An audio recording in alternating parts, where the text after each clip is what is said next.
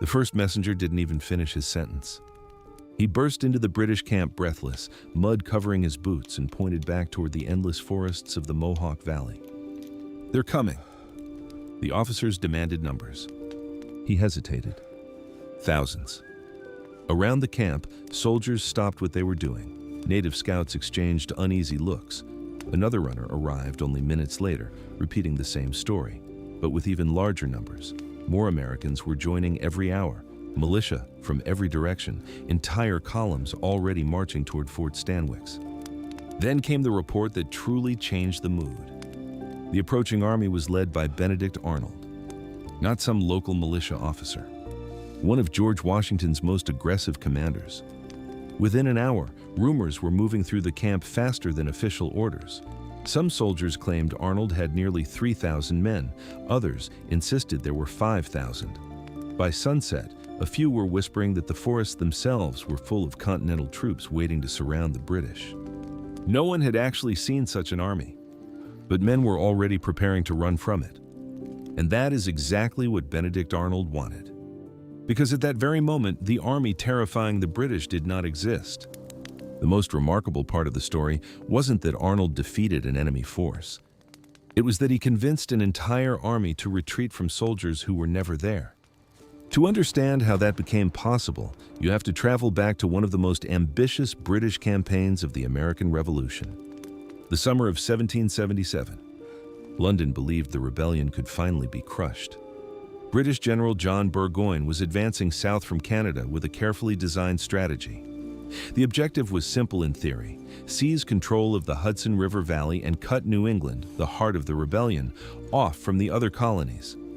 If the plan succeeded, Washington's forces would be divided, communication between the colonies would become far more difficult, and the revolution itself might begin to collapse.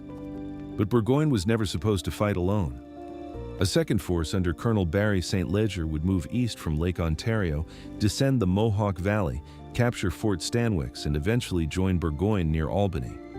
On paper, it looked like a perfect pincer movement. In reality, every mile depended on timing.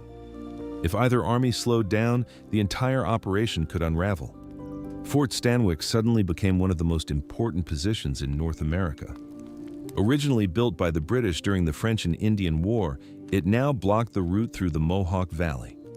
As long as the Americans held it, St. Leger could not safely continue toward Albany. The fort had to fall. St. Leger understood that. By early August, his force, made up of British regulars, Loyalists, Hessian troops, and hundreds of Native American allies, surrounded Fort Stanwix and began its siege. Inside the walls, the American garrison prepared for what looked like an impossible fight. Supplies were limited. Reinforcements seemed distant. Every passing day strengthened the British position. Then came the Battle of Oriskany, one of the bloodiest engagements of the entire Revolution. An American relief force under General Nicholas Herkimer attempted to break through the siege, but walked into a devastating ambush. The fighting dissolved into brutal close-quarters combat in thick forest. Men fired at point-blank range before attacking with bayonets, tomahawks, and knives. When the smoke cleared, both sides had suffered terrible losses, but the Americans had failed to reach the fort. For the defenders of Fort Stanwix, the message seemed obvious. No one was coming. Inside the British camp, confidence grew stronger than ever. The siege appeared to be working. The fort was isolated. Its only serious relief attempt had failed. Many officers believed surrender was now only a matter of time. But hundreds of miles away, another commander had just received news that changed everything. Benedict Arnold. Long before his name became synonymous with betrayal, Arnold was considered one of the boldest and most capable battlefield commanders in the Continental Army. He understood speed, surprise, and calculated risk better than almost anyone serving under Washington. When reports from Fort Stanwix reached him, he immediately recognized the danger. If the fort fell, St. Leger could continue east. If St. Leger reached Burgoyne, the entire British campaign might succeed. Arnold wanted to move immediately. There was only one problem. He looked at the soldiers standing in front of him and realized he didn't have nearly enough men to fight the army waiting outside Fort Stanwix. Under normal circumstances, that realization would have ended the operation before it began. Instead, it forced Arnold to ask a question that almost no commander would have considered. What if the British could be defeated? Without fighting them at all? Arnold studied the map in silence. Every road leading toward Fort Stanwix told the same story. Too far, too slow, too few men. The officers around him knew the numbers. Even after gathering every available soldier at Fort Dayton, Arnold had barely 700 Continentals. Many were exhausted from constant marching, others were militia with little experience in large battles. Across the Mohawk Valley waited an enemy force that appeared stronger, better supplied, and already sitting behind siege lines. If Arnold attacked directly, he risked losing everything. If he waited for reinforcements, Fort Stanwix would almost certainly surrender. For several long moments, no one spoke. Then Arnold looked up. What if we make them believe we're already stronger than we are? The room fell silent again. It sounded less like a military plan, and more like a desperate gamble. But Arnold wasn't speaking out of desperation. He understood something every experienced commander eventually learns. Armies don't fight reality. They fight what they believe reality to be. If that belief could be changed, the entire campaign might change with it. The question was how. The answer arrived unexpectedly. Among the prisoners held by the Americans was a Loyalist named Hans Jost Schuyler. To many officers, he seemed an unlikely choice for anything important. He wasn't a famous soldier. He wasn't a respected strategist. In fact, many Americans considered him little more than a troublesome Loyalist and suspected spy. But Arnold immediately noticed something others overlooked. Hans Jost possessed something no Continental officer could imitate: influence. He was well known throughout the Mohawk Valley, and more importantly, recognized by many of Britain's Native American allies. They knew his face. They knew his reputation. If he appeared terrified and claimed to have escaped from an enormous American army, people would listen long before they questioned his story. Unfortunately for Hans Jost, he had no reason to help the Americans, at least not at first. He had been captured only days earlier, accused of aiding the British cause. His situation was grim. Some officers believed he should be executed as a spy. Arnold didn't immediately disagree. Instead, he ordered Hans Jost brought before him. The prisoner entered expecting to hear his sentence. Arnold let the silence linger. Then he calmly explained the situation. You have two possible futures. The words were simple. One path ended at the gallows. The other led straight back into the British camp. Hans Jost stared at him confused. Arnold leaned over the table. I don't need you to fight. I need you to talk. The plan sounded almost absurd. Hans Jost would return toward St. Lazar's camp, claiming that Arnold was advancing with an overwhelming force. He would describe endless columns of Continentals pouring into the valley, militia arriving from every settlement, and thousands of fresh troops determined to destroy the besieging army. The details didn't need to be perfect. They only needed to sound believable enough to spread. Hans Jost immediately understood the danger. If the Americans were lying, the British might discover the deception and hang him as a double agent. If he refused Arnold's offer, the Americans might execute him first. Either way, his life depended on convincing someone else. History rarely pauses to consider what must have gone through his mind. He wasn't choosing between safety and danger. He was choosing between two different ways to die. Finally, he agreed. But Arnold wasn't finished. One messenger could be dismissed. Several independent witnesses repeating the same story were far more convincing. So Arnold strengthened the deception. Additional prisoners were released under circumstances that ensured they would carry similar rumors back toward the British lines. Militia movements were made deliberately visible along portions of the road. Camps produced more smoke than necessary. Scouts rode constantly between positions, creating the impression that far more units were arriving than actually existed. No single action would fool an experienced commander. Together, however, they created something much more powerful. A pattern. Exactly the kind of pattern frightened people begin noticing when they already expect bad news. Arnold had no intention of inventing an army from nothing. He intended to let fear build it for him. Within hours, Han Yost disappeared into the forests of the Mohawk Valley. Behind him marched fewer than 700 Americans. Ahead of him, he was about to unleash an army that existed only inside other men's imaginations. Han Yost Schuyler had repeated Arnold's story dozens of times before he ever reached the British lines. Not because he wanted to perfect the lie, because he knew his life depended on making it sound like the truth. He ran through the forests looking exactly like a man fleeing for his life. His clothes were torn, his face was exhausted. Branches scratched his skin as he forced his way through the dense wilderness. Anyone who saw him would immediately believe he had escaped something terrible. That appearance mattered as much as the words themselves. People rarely question a frightened man. By the time Han Yost encountered the first Native American scouts, he didn't need to deliver a polished speech. He only needed to answer their questions. "How many are coming?" He looked back over his shoulder before answering, as if he expected American soldiers to emerge from the trees at any moment. "Too many." The scouts demanded a number. Han Yost hesitated. Then he gave exactly the kind of answer Arnold had hoped for. "I stopped counting." That single sentence was far more powerful than any precise figure. Had he claimed there were exactly 3,000 men, someone might have challenged him. Instead, he described an army so large that counting had become impossible. The scouts immediately carried the news deeper into the British positions. And with every retelling, the army became larger. Another patrol claimed entire militia regiments were pouring into the valley.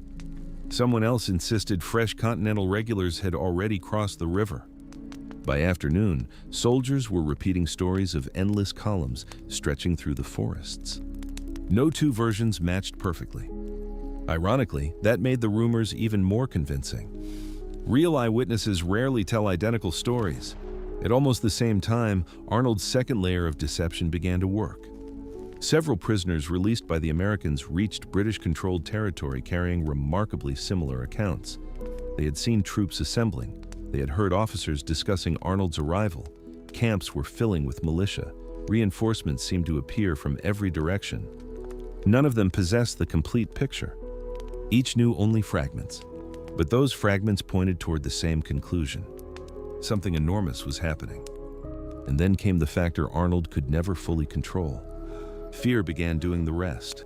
The British camp wasn't made up solely of professional soldiers. Hundreds of Native American warriors from several nations had joined St. Leger's expedition for their own reasons. They were exceptional scouts, invaluable guides, and experts at fighting in the forests surrounding the Mohawk Valley. Without them, the British would lose much of their ability to gather intelligence or move confidently through unfamiliar terrain. But these alliances were built differently from European armies. Native leaders expected successful campaigns, quick victories, reliable intelligence. Heavy casualties without clear rewards could cause entire groups to leave. Only days earlier, at Oriskany, many of those warriors had suffered losses far greater than they expected. Friends and relatives had been killed in one of the bloodiest battles of the campaign. Confidence had already begun to crack. Now, frightened scouts were returning with reports that another, much larger American force was approaching. The timing could not have been worse for St. Leger. This is the moment many people overlook. Arnold's greatest weapon wasn't the rumor itself. It was the fact that he released it into an army already looking for reasons to believe it. Psychological warfare rarely succeeds by creating fear from nothing. The most effective deception amplifies fears that already exist. Every new report confirmed what anxious men were beginning to suspect. If Arnold truly commanded thousands, the besieging army might soon become the trapped army. Inside Fort Stanwix, the American defenders had no idea this invisible battle was unfolding beyond their walls. They still expected another assault. They still rationed supplies. They still watched British positions from the fort's defenses, believing rescue remained unlikely. Outside, however, something extraordinary was happening. No shots had been fired.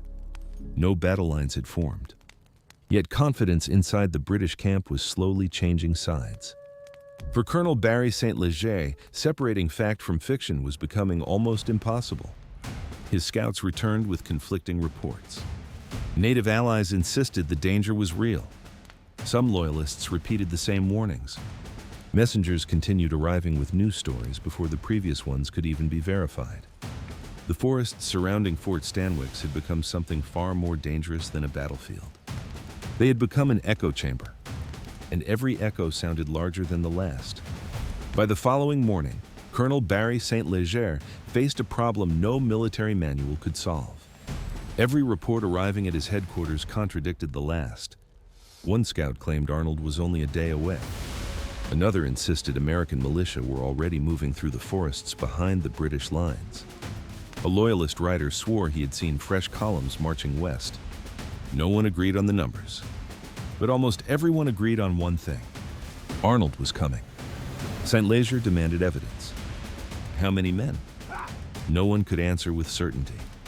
That uncertainty frustrated him. Professional officers preferred maps, measurements, and confirmed intelligence. Instead, they were receiving frightened witnesses, conflicting rumors, and scouts who seemed more nervous with every passing hour. Normally, he might have ignored them. This time, he couldn't, because the confidence of his army depended on far more than British regulars. Nearly half of his effectiveness in the wilderness came from his Native American allies. They knew the forests.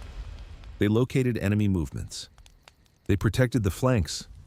They found food, tracked patrols, and warned of ambushes long before British soldiers noticed danger.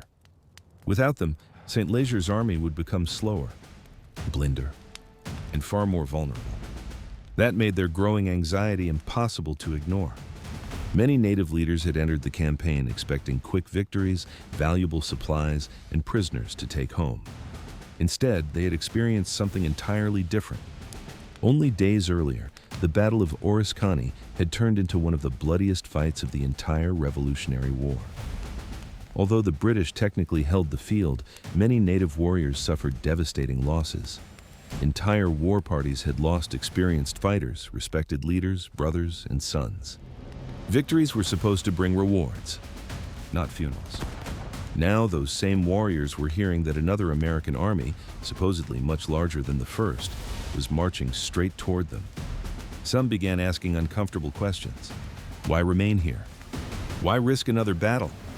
Why fight an enemy that seemed to grow larger every time a messenger arrived? And this is where Arnold's deception became almost unstoppable. He never asked anyone to invent entirely new fears. He simply gave shape to fears that already existed. The rumors spread naturally because they explained everything the warriors were already worried about. Every missing scout became proof that Americans were everywhere. Every distant gunshot sounded like an advance guard. Every cloud of dust became another regiment approaching through the valley. Fear was now producing its own evidence. Then something happened that St. Leger had been desperately hoping to avoid. Groups of native warriors began leaving. Not all at once. Not in dramatic formation. A few departed first. Then more followed. Each departure made the next one easier. Within hours, conversations throughout the British camp had changed completely. The question was no longer whether Arnold was coming. It was whether the army should still be there when he arrived. Imagine the scene. British officers tried reassuring their allies. They argued that no large American force had actually been seen, that the reports were exaggerated. That victory was still within reach. But reassurance has little value once trust begins to disappear. The warriors had spent their lives surviving by recognizing danger before everyone else. Ignoring warnings could be fatal. Waiting for absolute proof often meant waiting too long. So many chose the safer option. Leave now. Stay alive. As more warriors disappeared into the forests, British officers suddenly discovered another crisis. Their reconnaissance collapsed almost overnight. The men who knew the surrounding wilderness best were gone. Scouting patrols became shorter. Information became scarcer. Every hour, St. Leger knew less about what was happening beyond his own camp. Ironically, the closer Arnold actually marched, the less capable the British became of discovering how small his force really was. It was one of the most remarkable moments of the campaign. The deception had reached a point where it no longer depended on Han Yost Schuyler, or on Benedict Arnold, or even on new rumors. The British Army had begun deceiving itself. Still, Colonel Barry St. Leger refused to abandon the siege. Not yet. If the reports were false, retreating would destroy the entire campaign. If they were true, remaining outside Fort Stanwix could destroy his army. Within the next few hours, he would have to make one of the most difficult decisions of his military career. And he would make it without ever knowing whether the army threatening him actually existed. Colonel Barry St. Leger stood over the campaign map, searching for an answer that simply wasn't there. Every route leading away from Fort Stanwix was marked. Every position around the siege had been carefully planned. Yet the one piece of information he desperately needed, the size of Arnold's army, remained completely unknown. His officers argued late into the day. Some insisted the reports had been exaggerated by frightened scouts. Others warned that too many independent witnesses were telling the same story to ignore. Han Yost Schuyler had reached the camp looking terrified. Released prisoners repeated similar accounts. Native scouts were returning with increasingly alarming reports. Even civilians moving through the valley claimed they had heard that Arnold was marching with an overwhelming force. None of it could be fully confirmed, but none of it could be safely dismissed either. That was Arnold's real victory. He had forced his enemy to make decisions in complete uncertainty. For a commander, uncertainty can be more dangerous than bad news. Bad news allows you to react. Uncertainty forces you to imagine every possible disaster at once. St. Leger now faced exactly that nightmare. If Arnold truly commanded several thousand men, remaining before Fort Stanwix could become catastrophic. His army would find itself trapped between the fort's defenders and a fresh continental force attacking from the rear. If the reports were false and he retreated, he would abandon one of the most important operations of the entire British campaign without ever fighting the decisive battle. Neither choice looked acceptable. Then another blow landed. More Native American warriors packed their equipment and left. Some departed quietly during the night. Others openly told British officers they would not stay to face what they believed was a vastly superior American force. Years of experience had taught them that survival depended on recognizing when a campaign had turned against them. Many believed that moment had arrived. Their departure created a crisis far larger than their numbers suggested. This is one of the most overlooked facts about the siege. The British did not depend on their native allies simply for additional manpower. They depended on them for eyes and ears. These warriors knew every trail through the Mohawk Valley. They scouted miles ahead of the main force, detected enemy movement, protected the flanks, and warned of ambushes before British regulars even realized danger existed. Without them, St. Leger was operating almost blind, and the irony was impossible to ignore. The closer Arnold's small force moved toward Fort Stanwix, the larger it appeared inside the British imagination. Meanwhile, Arnold's actual column continued its march. The reality could not have been more different from the rumors. There were no endless ranks of Continentals, no massive artillery train, no overwhelming reinforcements pouring into the valley. Roughly 700 men advanced through difficult terrain, moving as quickly as possible toward the besieged fort. Many had marched for days. Some struggled to keep pace. Arnold knew that if St. Leger discovered the truth before panic reached its peak, the deception would collapse instantly. Time had become his most valuable ally. Every hour the British delayed their decision brought his real army closer. Every hour the rumors remained alive made those 700 men seem like several thousand. By the afternoon of August 22nd, the pressure became unbearable. Reports continued arriving. Native allies continued disappearing. Reliable intelligence continued shrinking. St. Leger gathered his senior officers one final time. No commander wants to abandon a siege that appears close to success. Doing so risks criticism from superiors, damages morale, and may undo months of planning. Yet losing an entire army would be far worse. At last, St. Leger reached his decision. The siege would be lifted. Orders spread quickly through the camp. Artillery crews prepared to move. Tents came down. Supply wagons were loaded in haste. Some equipment that could not be removed quickly enough was abandoned altogether. To the exhausted defenders inside Fort Stanwix, the activity seemed almost unbelievable. For days, they had expected another bombardment. Instead, they watched the British camp begin to dissolve. No great battle had been fought. No massive relief force had smashed through the siege lines. The enemy was leaving, because of an army that existed almost entirely in their own minds. And as the last British columns withdrew into the wilderness, Arnold's real force was still hours away from the fort. One of the most successful psychological operations of the American Revolution had already achieved its objective before the first Continental soldiers even came into view. The first British wagons rolled away from Fort Stanwix before sunrise. Not because they had been defeated in battle, because Colonel Barry St. Leger had decided he could no longer risk waiting for an enemy he couldn't see. The order spread rapidly through the camp. Break the siege. Prepare to march. Leave immediately. For many officers, the decision was difficult to accept. Only days earlier, victory had seemed inevitable. Fort Stanwix was isolated. The American relief force under Nicholas Herkimer had been stopped at Oriskany. The defenders were expected to surrender sooner rather than later. Now the entire operation was being abandoned, without a single shot fired by Benedict Arnold. The withdrawal quickly became more chaotic than St. Leger had hoped. Moving an army through the Mohawk wilderness had never been simple. Wagons became trapped on narrow roads, artillery slowed the column, supplies had to be packed in haste, and not everything could be taken. To avoid further delays, equipment was left behind. Ammunition, camp stores, tools, even personal belongings scattered across abandoned campsites. The priority was no longer completing the mission. It was getting away before Arnold's supposed army blocked the retreat. Inside Fort Stanwix, the defenders watched in disbelief. At first, many assumed the British were simply repositioning their guns. Others suspected another attack was being prepared. Then the truth slowly became impossible to ignore. The siege lines were disappearing. Smoke from abandoned campfires drifted across the clearing. British tents vanished one after another. Hours later, American patrols cautiously left the fort to investigate. They found empty earthworks, discarded equipment, fresh wagon tracks leading west. After nearly 3 weeks under siege, Fort Stanwix had been saved. Not by a massive battle, but by a rumor. Meanwhile, Arnold continued advancing.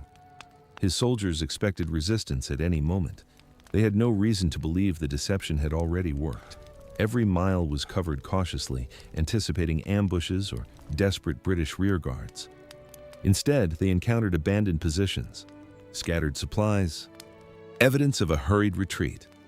Only then did the full scale of the success become clear. Arnold hadn't forced St. Leger to retreat. St. Leger had convinced himself to retreat. It remains one of the most remarkable examples of psychological warfare during the American Revolution. No forged documents, no elaborate disguises, no hidden army waiting behind the hills. Just carefully planted information, released at exactly the right moment into an enemy already struggling with fear and uncertainty. Modern military planners would later describe this principle in different ways, but the idea remains the same. The most effective deception doesn't create an entirely new belief. It reinforces one that already exists. St. Leger already feared being isolated.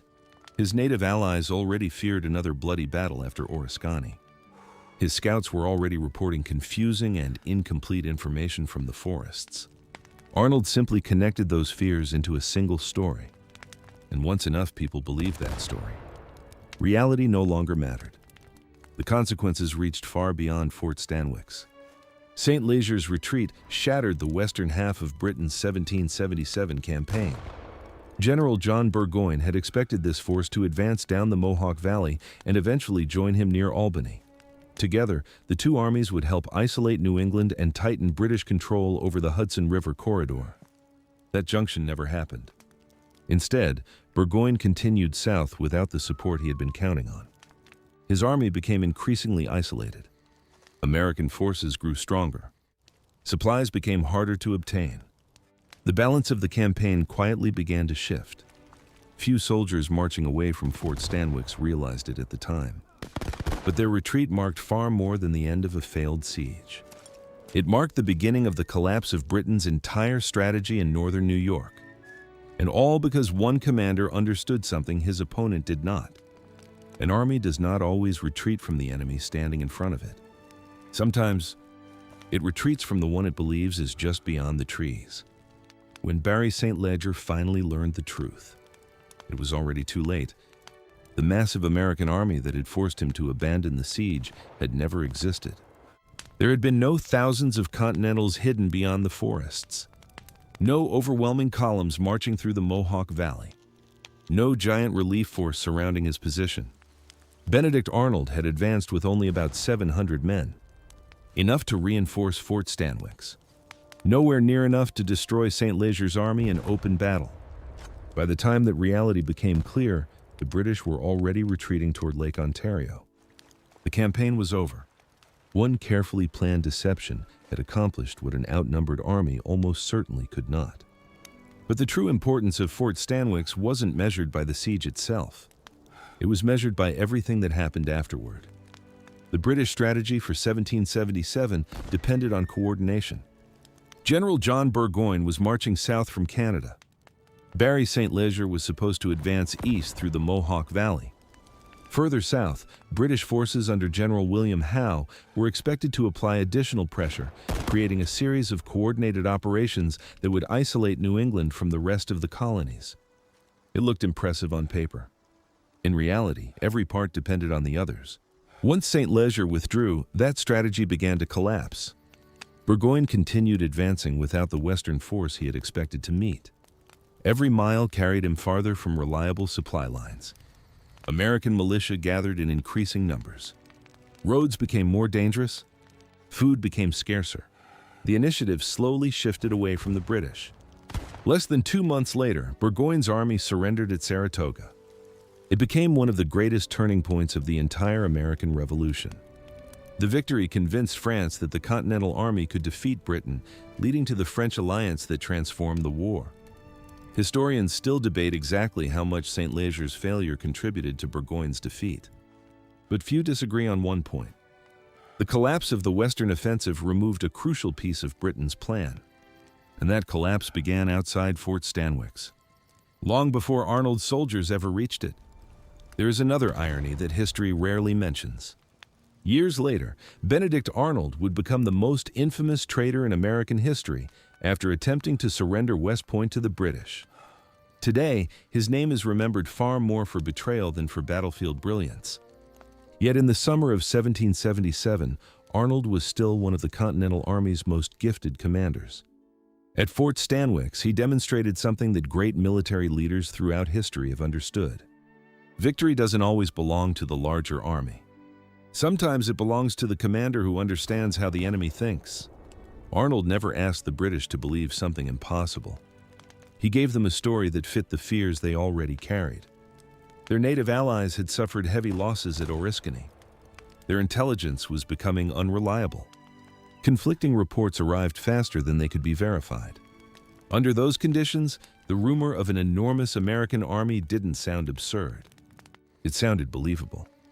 And once enough people accepted that belief, every new piece of information seemed to confirm it. That is why this operation remains one of the most fascinating examples of psychological warfare in the American Revolution. Not because the deception itself was complicated. Quite the opposite. It succeeded because it exploited uncertainty, fear, and human nature. Weapons didn't decide the outcome. Perception did. Sometimes the most powerful army on a battlefield is the one that exists only inside the enemy's mind. If you enjoyed this story and want to discover more forgotten operations, impossible strategies, and remarkable moments from the American Revolution, be sure to subscribe so you don't miss our next documentary. And before you go, tell us in the comments, what do you think was the decisive factor in this victory? Benedict Arnold's brilliant deception, the British command's uncertainty, or the collapse of confidence among their native allies? And let us know which country you're watching from. We'd love to see how far these stories travel.